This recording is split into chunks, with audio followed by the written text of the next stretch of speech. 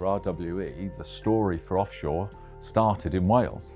North Wales is the first commercial offshore wind farm in the UK. It was the test case, 6 miles from where we are today. RWE has significant aspirations across the globe, but also across the UK and especially here in Wales. So for offshore wind, we're looking to expand by 3 times.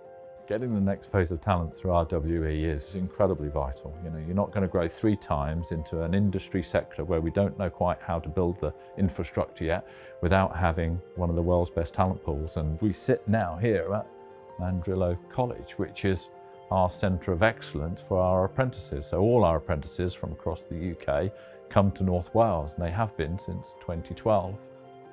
Collaboration with business is critical. One of the key roles for any college in Wales is to support the economy and economic development within the regions that we serve and meet the regional skills priorities. So for example, with RWE Renewables, it's about supporting them to have the apprentices that they need in order to develop the wind turbine and the energy industry around North Wales.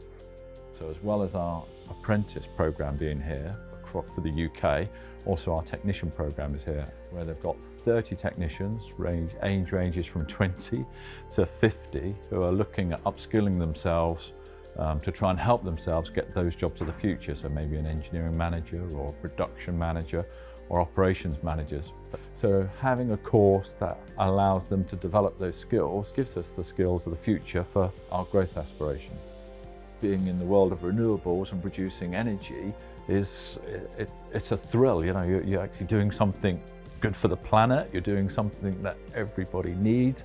The apprentices, as they start their careers, it's an incredible journey for them. They couldn't start at a better time to bring about that change.